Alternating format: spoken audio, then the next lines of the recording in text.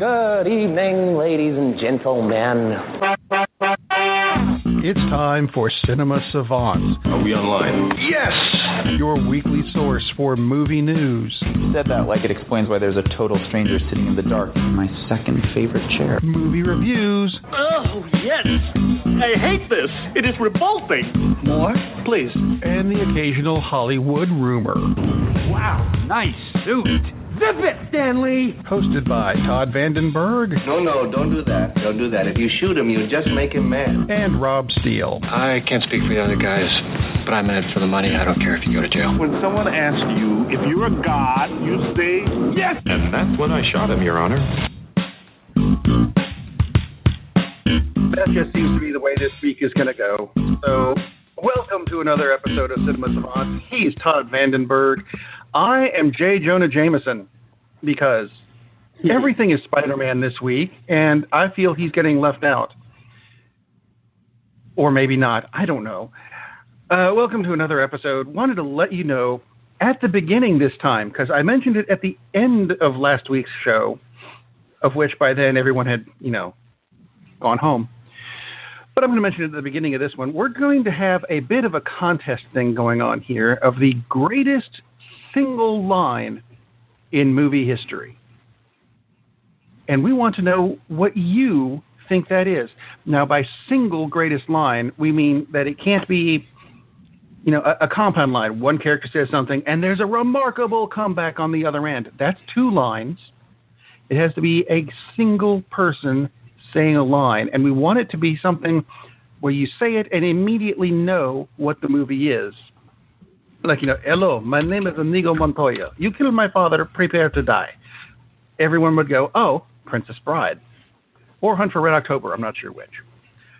So let us know. Go to our website, cinemasavants.com, or just send us an email, cinemasavants@coil.us, coyl.us, because that's our email address.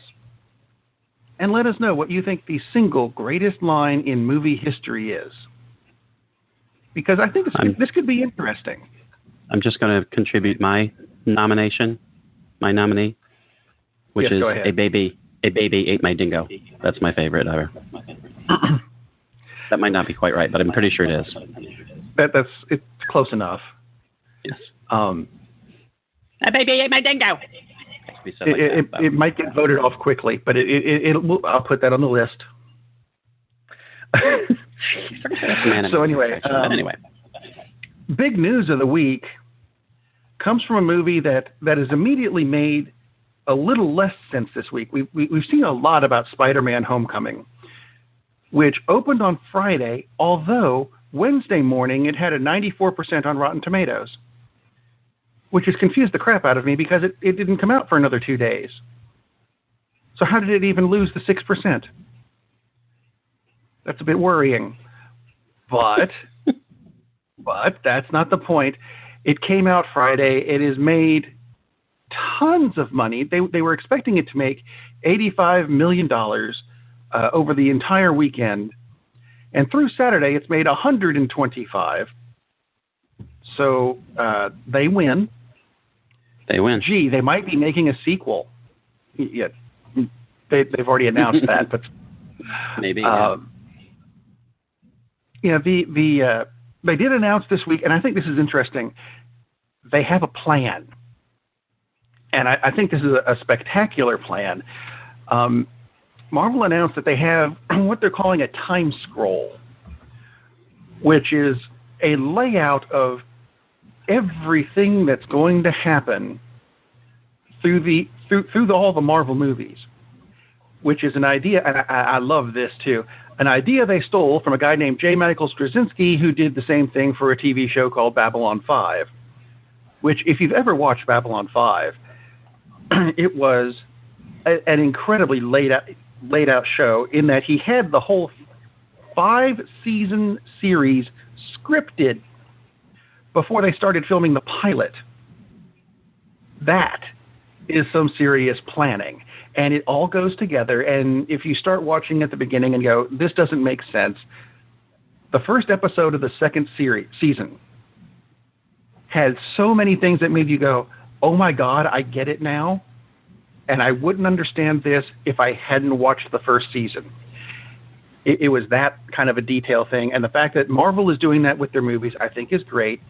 And the Spider Plan. The Spider Plan is to have Spider-Man have a 5-movie arc, which started in Civil War, going to Homecoming, which is his second appearance, the next 2 Avengers movies, and whatever Homecoming 2 is going to end up being called. That is the 5-season story, or 5 seasons? No, that's Babylon 5. 5-movie story arc for Spider-Man. Which would be weird because cool. That's cool, but would only give Sony 2 movies. And surely they would want at least a trilogy. But that just means that's as far as the Marvel side has planned, and it's a Sony property. So, there was an interesting article complaining about Spider-Man Homecoming and saying it's just too much of the Marvel formula because it's got bright colors and it has the arc of an upward motion in the first act, and then things get worse in the second, and then things get better in the third, which is kind of the dramatic arc that every movie fits. Yeah, and it's just the reviewer liked it, but it was fine, it was okay, but it was only fine, it was okay, and I'll get to what I thought of it later. I thought it was no. Do it now. We're doing Spider-Man at the beginning of the show. Well, in that case, I'll say it was much more than fine. It's not as good as Spider-Man 2, which is one of the best superhero movies ever. And I'm not talking about the amazing Spider-Man 2, which was a piece of crap. I'm talking about the one with Doc Ock, because that has awesome scenes, excellent. But this is by far the best Peter Parker. Peter Parker's in high school. Not that he has to be, but if you're going to have...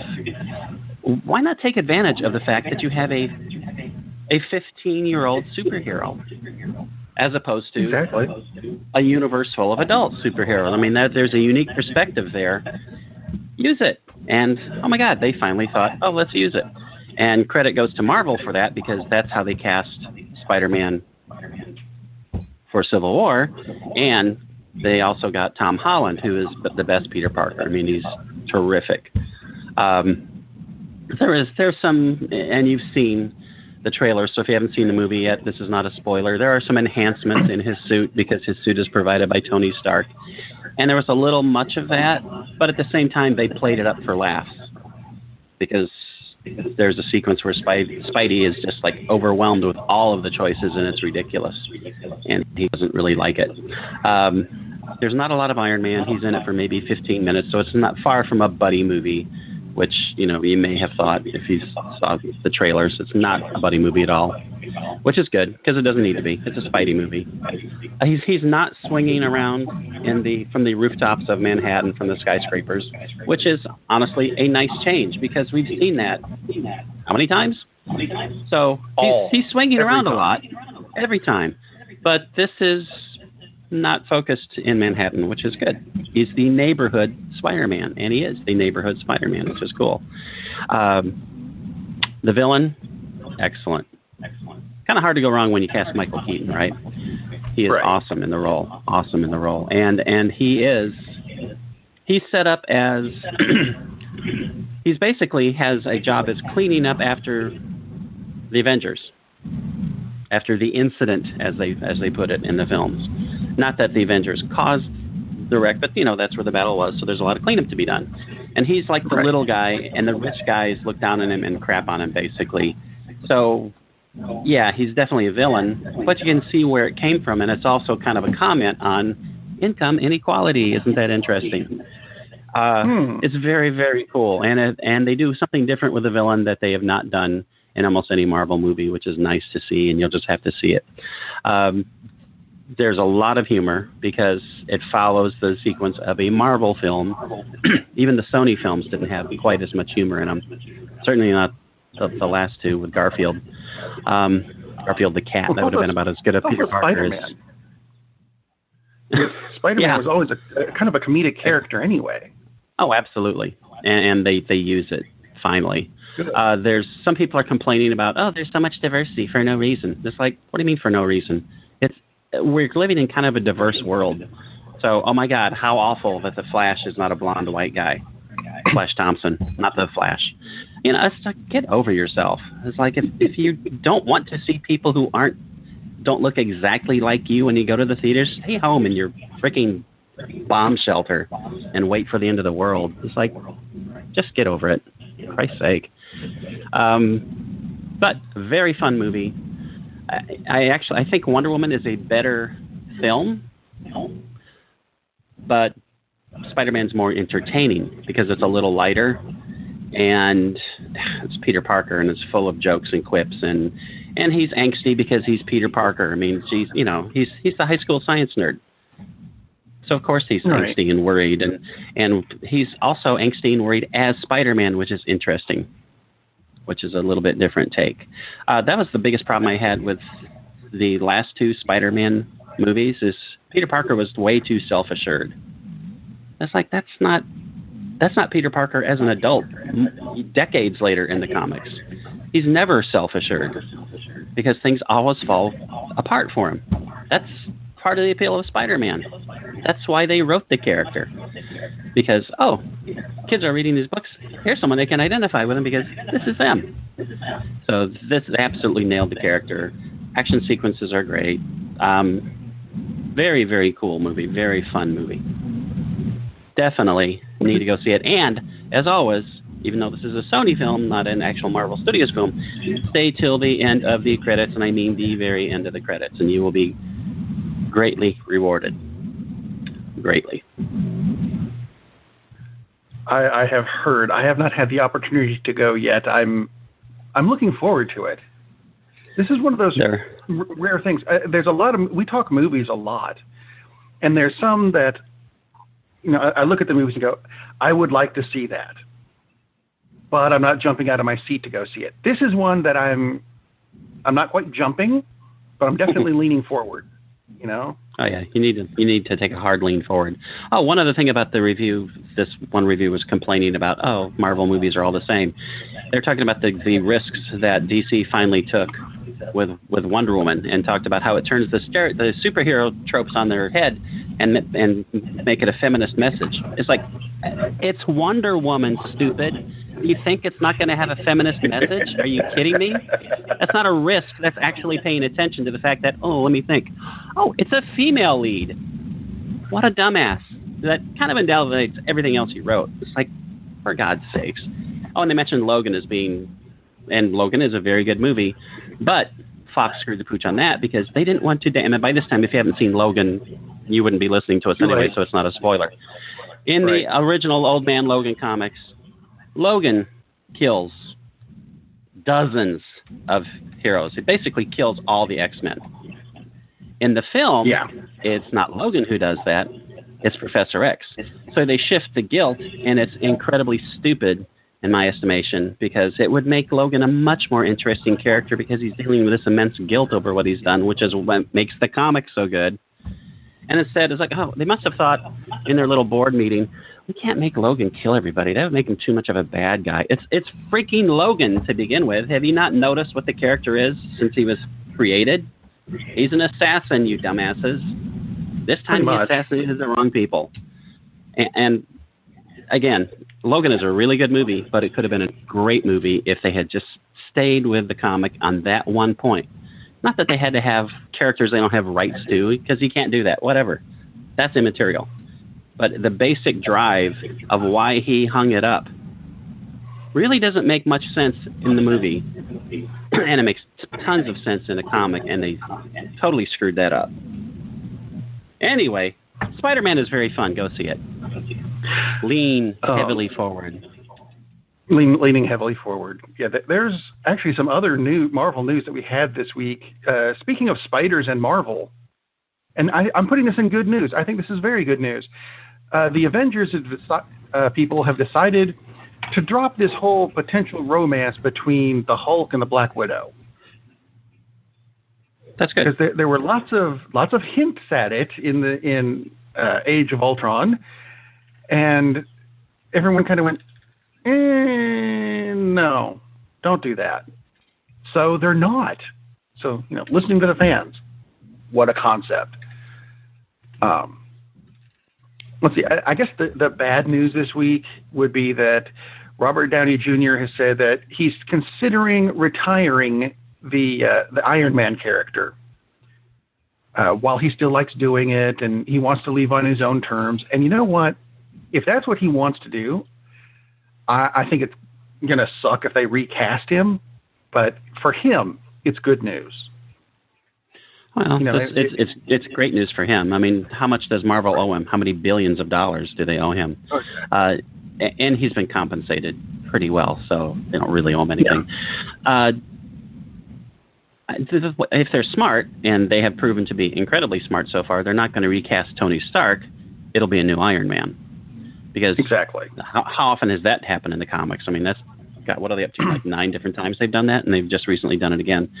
And then down the road they can recast Tony Stark because they're going to, unless by that time people are tired of superhero movies. But we're talking 10, 15 years down the road probably. Yeah, at least. So yeah, at some point he's got to hang it up. They're talking about how he's signed through the second Avengers movie, which comes out in 2019. Mm-hmm. Now, in the comics, there was a character, because this character was created in the 80s, and we're getting close to it, there was a character called the Iron Man of 2020, who was Anton Stark, who is Tony's kid. And let's see, they're signed through 2019. 2020 would be the next year. So perhaps they could be resurrecting this character, since we're going to be there.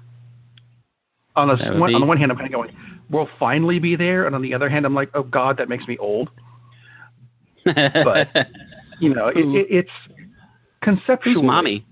Who do you think Mommy would be in the movie universe? Oh dear, that would be interesting if they just go with the obvious. Any of the female characters, and possibly Mark Ruffalo. I was gonna say, they have a wide variety to choose from, considering that Tony is not exactly a monk. No, and he's not in the slightest. So that would be interesting to see where they go with that. And of course they'll probably have some twist where it's not really his son and blah blah blah. It's the Crimson Dynamo comeback. There we go. There you go. Other Marvel news would be Nick Fury is coming back, because you remember Nick Fury, the guy who hasn't really been in the last couple movies very much. I've heard of that he's guy. Going to be, I don't know. I'll admit I lost track after Winter Soldier. But he's going to be coming back for the Captain Marvel movie, which is to be led by Brie Larson, apparently, and using the Carol Danvers version, which means now that they've introduced Captain Marvel, we can get the original version of Rogue back for the X-Men movies if they ever get the rights to those back. If they ever. That's how... A lot of people don't know that. That's where Rogue was not originally in the X-Men books. She started out as a bad guy against the Avengers. The first thing we see her do is this... I mean, you open the cover of the book, which if I recall correctly, was the 10th Avengers Annual, because I'm a geek. Open the book, and there's this full-page thing of someone you can't identify, that being Rogue, kissing the crap out of Captain Marvel, and you kind of go, oh, well, that... Because it was the 80s. You don't think, ooh, lesbian. So for me, Rogue was a guy for the first several issues because that's the way they drew her. Until later you go, oh, wait, I guess not. And then you rethink the whole Captain Marvel thing. Anyway, from that big kiss, she permanently absorbed Captain Marvel's powers, which is why she was able to fly and be really strong in the X-Men animated series. She was a bad guy, but they couldn't start off that way because they never introduced Captain Marvel in the X-Men movies, which is one of the other reasons I think the X-Men movies have been all screwed up. I am going to digress now into a segment we call The Good, the Bad, and the Whatever, in which there was just a touch more Marvel news, but it's good Marvel news.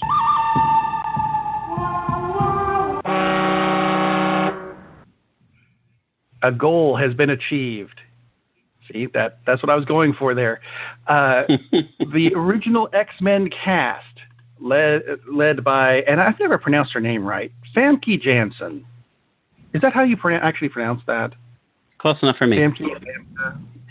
She, who was not a redhead who played Jean Grey anyway, has said that the original cast of the X-Men are done. You won't be seeing them again. That's good news, because maybe we can, start them over, yes, again, but start them over with, and do it right this time, because they haven't done it right yet. And I would like to see the X-Men done correctly. But moving on from that, we've done enough Marvel. Let's go to DC for a minute. Matt Reeves, the guy who's creating the new, or I guess the Batman movie, has said that there's going to be a three-issue. I'm thinking books again. A 3-movie arc with the new starting with the Batman movie, which means DC looked at Marvel's timeline and went, we could use one of those. And I think a lot of people at DC went, yes, we could use one of those. And all the fans went, yes, you need one here, and they eventually got the idea. And so, yes, there is a story arc for Batman upcoming. However, I am going to take this with a grain of salt, because DC they've screwed up a lot of the live action movies. They have. Although their animated movies have been really good so far, and they announced what the next one is going to be. And this when did this come out? I think it hit this morning that the next Marvel movie, sorry, I apologize, Bat fans. The next DC movie is going to be Gotham by Gaslight. And if you don't know this story, I think it's an interesting one. Kind of like Marvel had What If, DC had Elseworlds, which is, what would happen if we take this character and put them in this situation? And that's exactly what this is. This is a 19th century version of Batman who comes face to face with the Ripper of Whitechapel. And, Batman being the detective that he's supposed to be, the world's greatest detective. This sounds like a great storyline. It's not a storyline I read in the books. I was aware of it, but I never got around to reading it. And now I'm looking forward to seeing it, because the animated movies have been pretty much spot on. I'm very impressed with them. And if this is next, it's going to be good. Yeah, the least appealing of the DC animated movies are pretty darn good.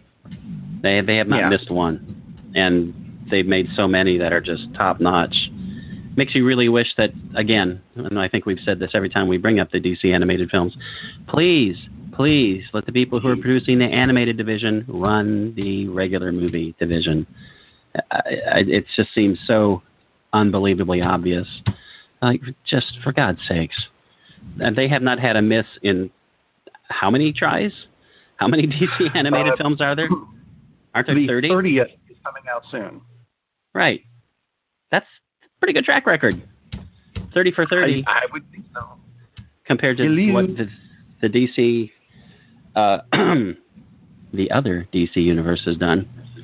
Not so hot. So, yeah, and they never will, because those are just cartoons. God knows why they're not. I mean, it seems pretty damn obvious, but obviously it isn't. But Gotham by Gaslight would totally work, because like you said, and hopefully this would bring to the forefront that the fact that Batman is, quote, the world's greatest detective. So, I'd love that. They're supposedly doing that in the next live action movie, and I would love. That's what I want to see. Damn it. Yeah. I mean, yes, I love the fight scenes, I love the gadgets, I love the special effects, but he's a detective. I want to see that part. Yep. Exactly. That's, like you said, another big one to look forward to. You know very, what very we cool. could do is have a new version of Batman where Alfred is actually William Peterson and just make it a whole great big CSI thing. This just now occurred to me. Cast William Peterson, Grissom from CSI, and have him be Alfred. That would be awesome. That would be awesome. And then the Bat family are all the different investigators. That'd be cool.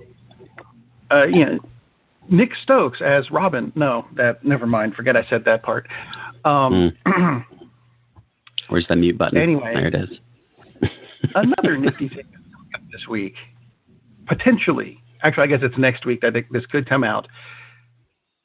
Some concept art has been released for and yes, it's finally coming, second Incredibles movie. Now, next week is Comic-Con, where there could, and I'm not saying there will be, there could be a teaser, at least, for Incredibles 2. Which, I don't know anyone who doesn't want them to finally make this. The Incredibles was a great movie. Set up some great characters, and yes, make a second one, please. And they're going to finally, and we might get footage next week. You know who doesn't want this to be made? Fox. Fox doesn't want this to be made because it's just going to bring up another comparison of, oh, look, someone did a Fantastic Four movie the right way, and it's not even the Fantastic Four. You guys suck. Other than that, correct. everybody wants The Incredibles too. Yeah, that movie is just killer movie. Bad news we have this week, though. Some of it comes from the Star Wars camp, because I mentioned Comic-Con.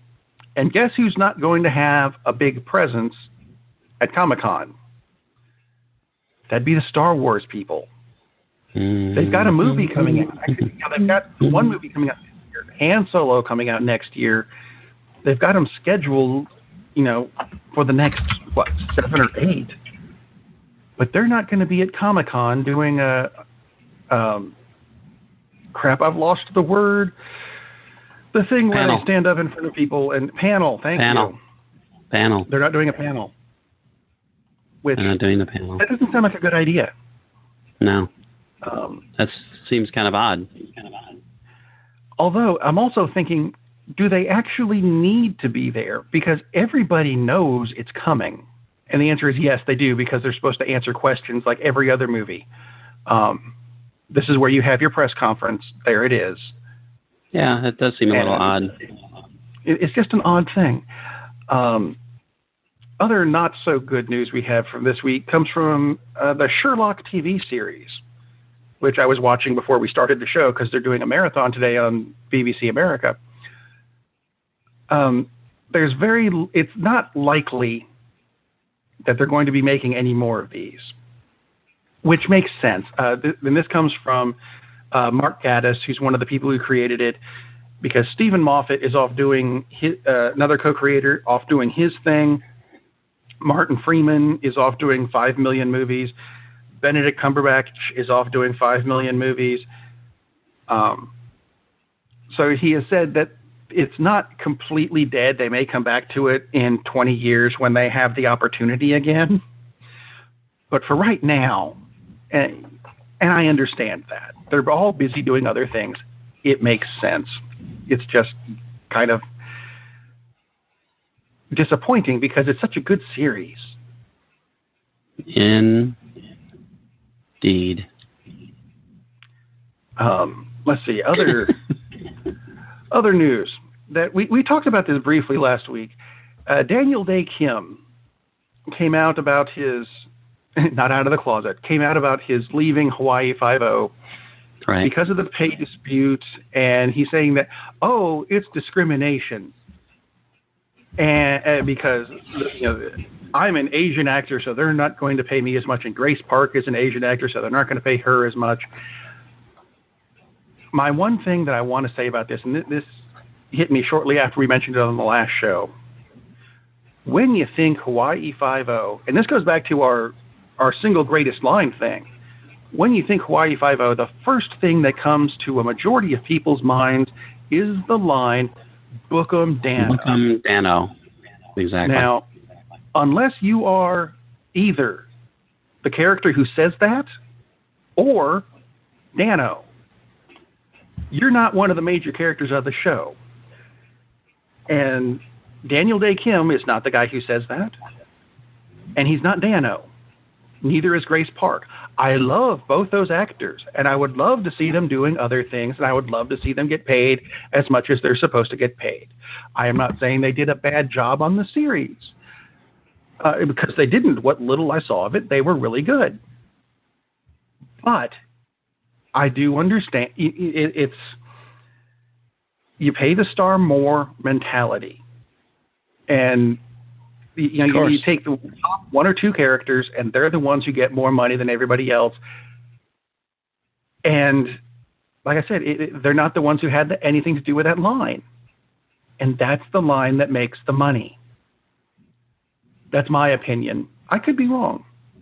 No, I agree. When we talked about it last week, it's like they were getting about 10% of what the stars were getting. That's ridiculous.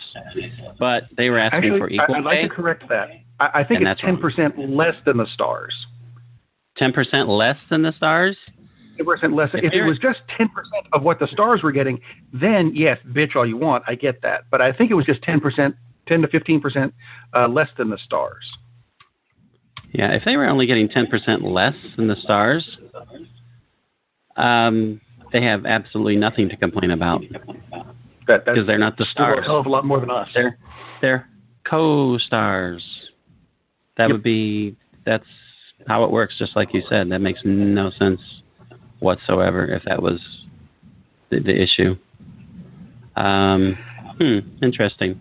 Anyway, that just always makes me think of my favorite lines from the Hawaii Five-0 show, the old one, were during the credits when they said Cam Fong as Chin Ho and Kono as Zulu. Just wow. Interesting. Okay, so anyway, from there, I don't know where the hell to go with that. I ruined you. On to the next story, which this is the worst news of the week.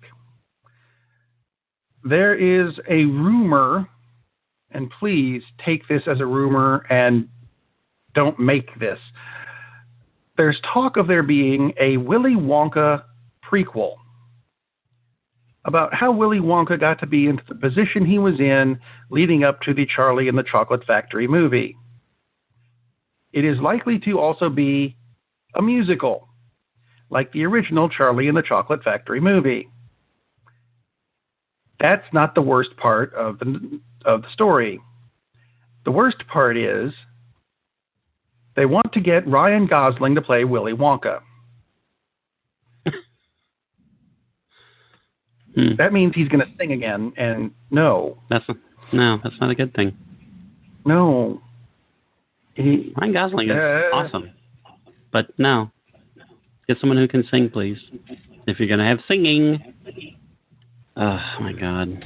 Get a singer. I'm just saying, get someone who does Broadway a lot, who sings a lot. And he doesn't, so it doesn't count. This is just us going off on la la la la la la la land. You know who would be awesome? Someone who can sing and can sing a lot. That would be Hugh Jackman, because he ain't got no X-Men movies to do no more. But how he can would be really cool. He'd be a bit old to be a prequel for young Willy Wonka. But I'll agree with you. Digital, baby, digital. Right. That would be expensive. It would be. But then again, making an entire movie is expensive, and sometimes they don't quite get that right. Quite true. But we'll find out something interesting on August 15th when a movie comes out on Blu-ray. They still make discs, really? A movie that you saw called Alien Covenant, which is going to have, the final 18 minutes put back in. Would another 18 minutes of that movie make it any better? Because I know you kind of you weren't thrilled with it. 18 minutes could make the movie better if it was interspersed throughout the movie and they actually made the characters different people that you actually cared about that they were getting killed.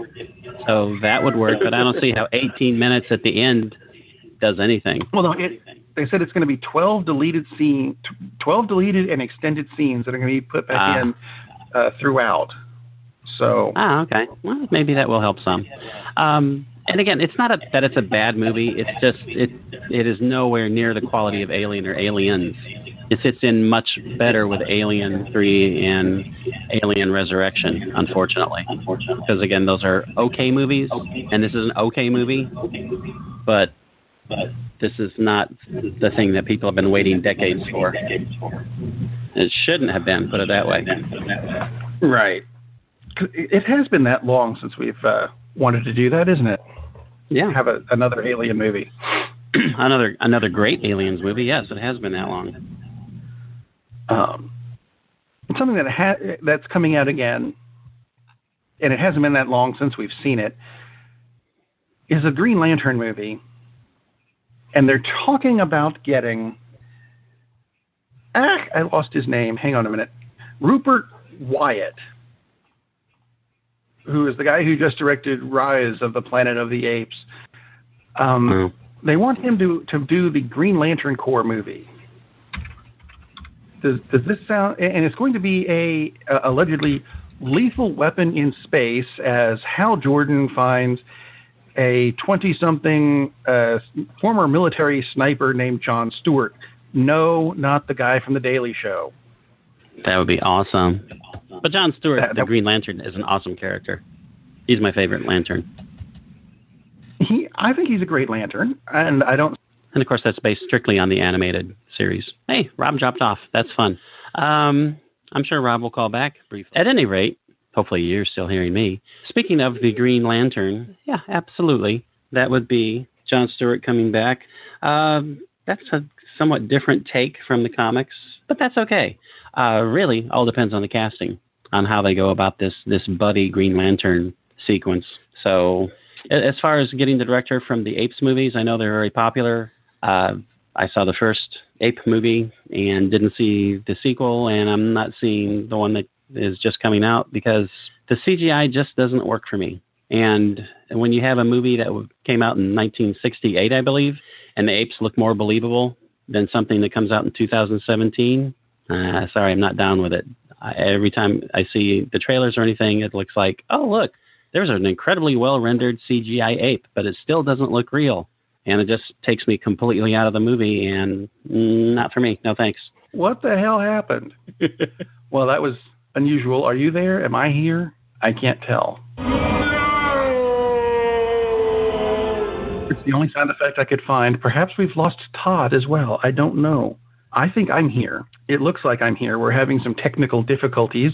And I've lost track of where we were because the rest of the show was going to be me asking Todd questions about other movies. And yet I can't tell if he's here or if it's just me. I am not connected. Wow. How absolutely typical of Blog Talk Radio to completely screw up our show. So anyway, I had gone on to talk about the Wrinkle in Time trailer that's coming from Disney next week. I'm interested in seeing it, but that's only because I vaguely remember the book from like my third grade. It was very weird, but I liked it, and I'm looking forward to it. Another thing that either of us could be looking forward to, I don't know if you're back. Am I back? I see another thing here. I can't even tell if I'm here, which is really weird. So anyway, another trailer that came out this week that I think both of us were interested in seeing is the anime version of Godzilla, which I wanted to get Todd's opinion on because he is such a Godzilla fan, and yet I can't hear him. I don't know if he can hear me. I don't know if you can hear me. So you know what I'm going to do is I'm going to move on. Am I back?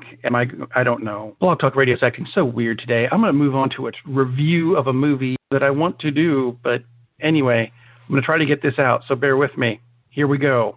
Let's find out. It was for a movie called The Guardians. Now, this is not the Guardians of the Galaxy with Groot. This is a Russian superhero movie. You heard that right. And a lot of people got to see the trailer on YouTube and stuff, and it looked like it might be good.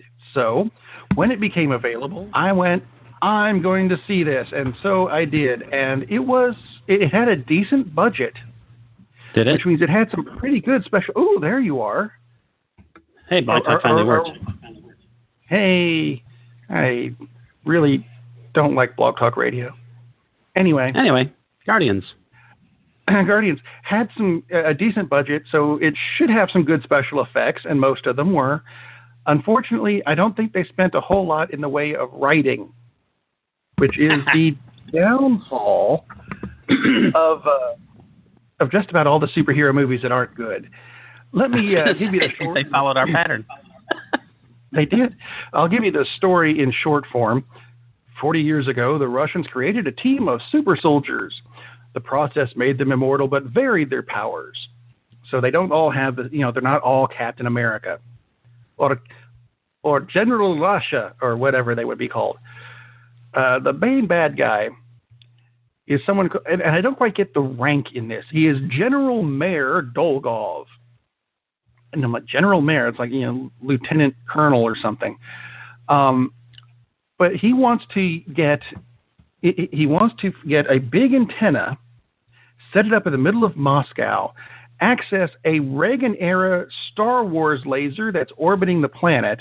And I'm not entirely sure if he's wanting to use it on Moscow or blackmail Russia or whatever. But by the way, he's powered by the same project that everybody else is. So he's got abilities as well. He's doing it to steal Cinemax, obviously. Oh, silly me. The thing with General Mayor Dolgov is he physically looks like Bane from the Batman books, actually, the way he should look. Except his face is a more symmetrical version of Sloth from the Goonies. And interesting. And his powers are a combination of Black Lightning and Magneto. So here's where you save the money on your writing. Let the rip-offs begin. Our good guys consist of a team of characters named Arceus, who turns into a bear, which is really Kuma, taken from the Tekken video game series. There's Cassia. I never got her name pronounced right, because I don't think they pronounced it consistently in the movie. Nor did they spell it consistently in the closed captioning I saw. She's the Invisible Girl. And that's all there is for her. Now, the guy that everyone liked in the trailer was named Khan. He's the sword guy.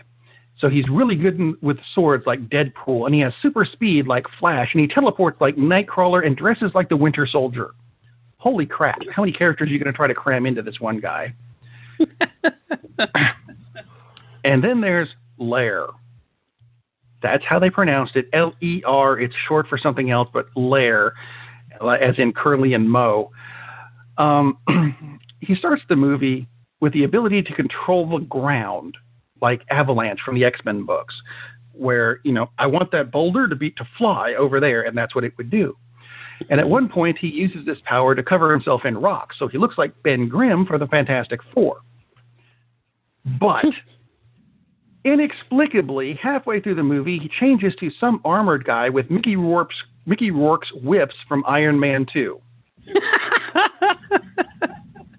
If there was a reason, I missed it. Although it was amusing to see him practice with him and hit himself in the face, and that did not go well. Let's see, other rips that I saw in this. The good guys are based out of what looks like the helicarrier from the Avengers, and they all dress like agents of S.H.I.E.L.D. The Reagan-era satellite looks like the one from Akira that shot off Tetsuo's arm. And that's not a spoiler. The movie came out in '88. If you haven't seen it by now, that's your own damn fault. The generic henchman that General Mayor Dolgov has looks like the SWAT team from the Ghost in the Shell standalone complex series. And I'm not done with that series yet. The bad guys have multi-peed robots, which are the freaking Tachicomas that should have been in the Ghost in the Shell movie, but apparently they're too busy filming this Russian ripoff. to be in the Ghost in the Shell movie, which annoyed the crap out of me. Yeah. So my conclusion is, if you would like to see a complete ripoff of some of your favorite characters from other movies in a film with bad dialogue and dramatic pauses so long that the bad guys really do get up and fight back, this might be the movie for you. For me, the bright spot were Khan's fight scenes, which were all good, but really fast and combined for a grand total of maybe 2 minutes of the movie. Except the flip side of that is, there's one part where we need to assault the enemy headquarters. So they send everybody but Khan to go in and attack them. Khan is supposed to be in an airplane, so he can jump into the middle of the base and get there faster, except he gets there after them, because I think someone forgot him in the script and just went on without him.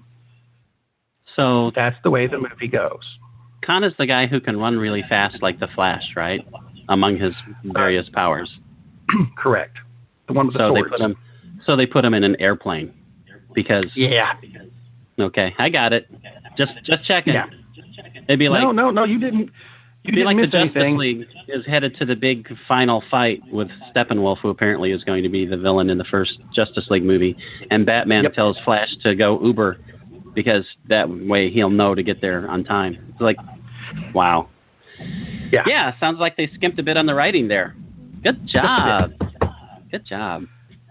Yes, just as much as, and I mentioned it in this review, just as much as the other movie I watched this week, because Ghost in the Shell came out for home theater if you want to rent it. And I thought to myself, as much as I really enjoyed Standalone Complex and the original animated versions and the graphic novels and the OVAs, I'm going to give this movie another shot, because perhaps I was just a little too harsh on it when it came out in theaters. Because, if you listen to the show, I did not like the Ghost in the Shell movie. So maybe I was too hard on it. So I watched it again. And I was wrong. I don't think I was hard enough on it.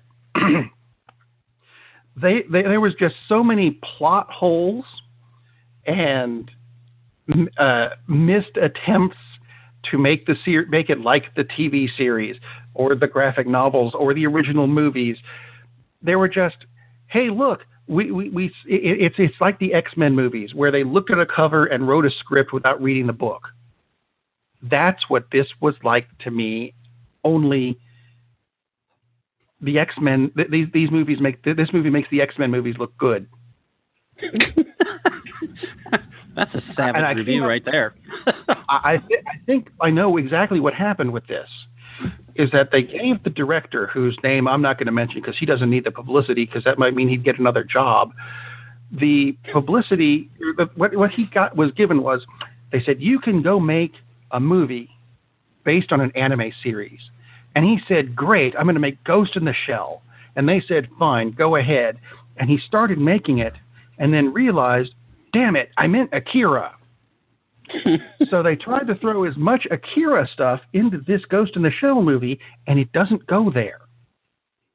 That's kind of like, I'm making the wrong movie. I'm remaking Gone with the Wind. I meant to say X-Men. So all of a sudden, frankly, Scarlett, I don't give a damn is being said by Wolverine. No, don't do that. That's wrong. So that's where the Ghost in the Shell movie went.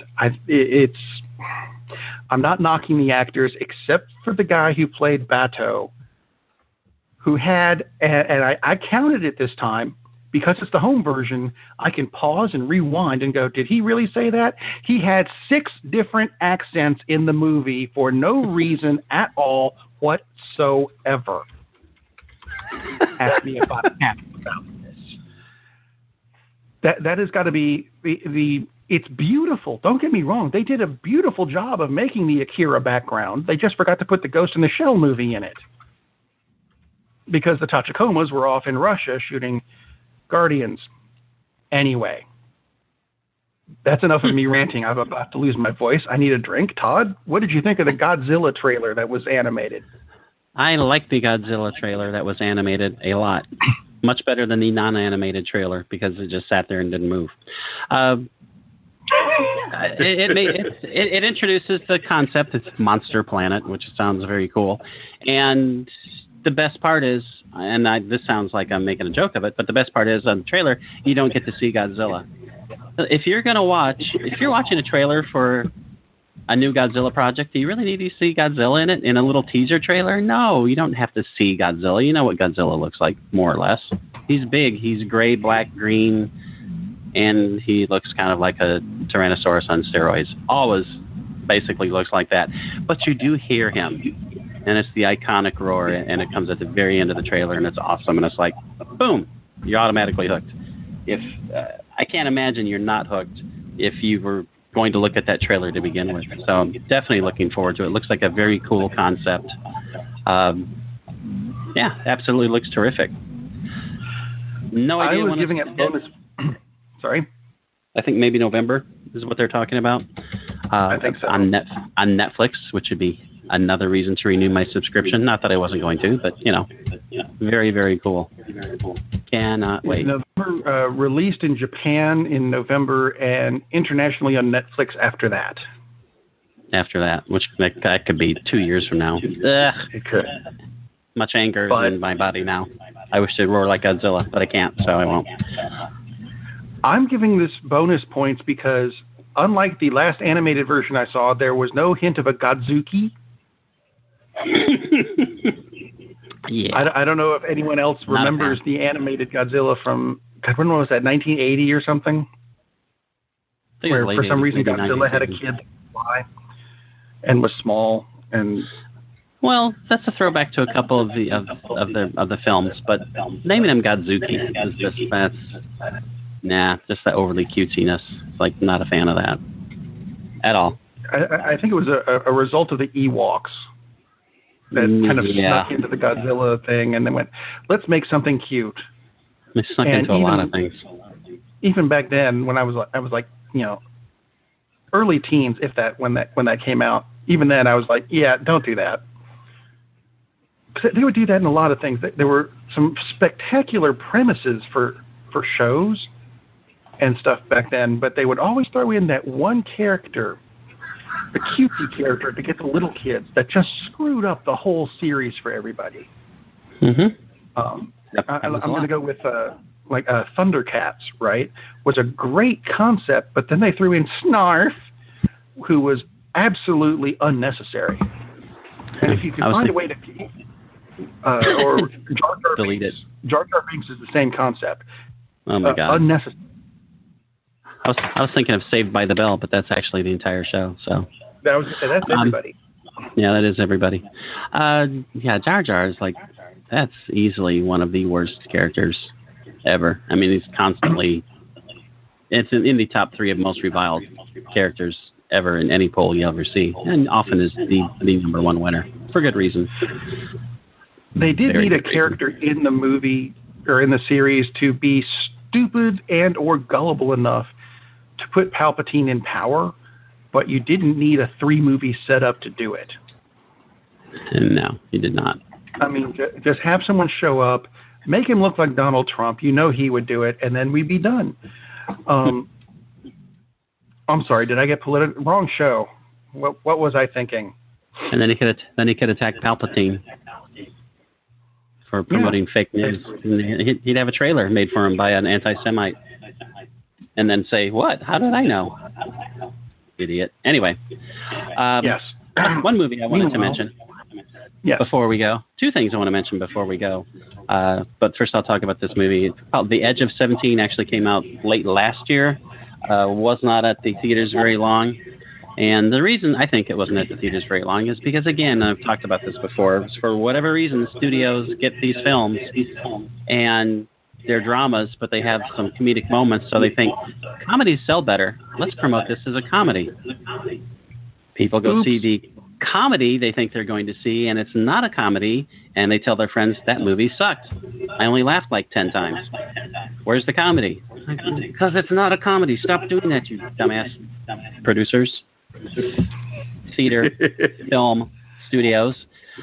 Edge of 17 is a great coming-of-age drama with lots of comedic moments. Some comparisons are to like 16 Candles and Breakfast Club. It's not as funny as those. And even then, it's this genre, comedy. It's like some comedy drama. One side actually says drama comedy. That's much better. It's a 95% fresh rating on Rotten Tomatoes, 83% for the audience score. Coming of age story about a 17-year-old. She's very angsty, but it's an awesome, awesome character performance. A Haley Steinfeld who was Maddie in the True Grit remake, which is a really, really good remake if you've not seen the True Grit remake with Jeff Bridges. But she's an awesome young actress. Very cool movie, just about the crap of being 17 and everything you have to go through, and has some pretty heavy moments, has some nice light moments, very entertaining, very, very good movie. Can't recommend it enough. As far as I know, you're going to have to pay a couple bucks to watch it, because I found that on Amazon, not Amazon Prime.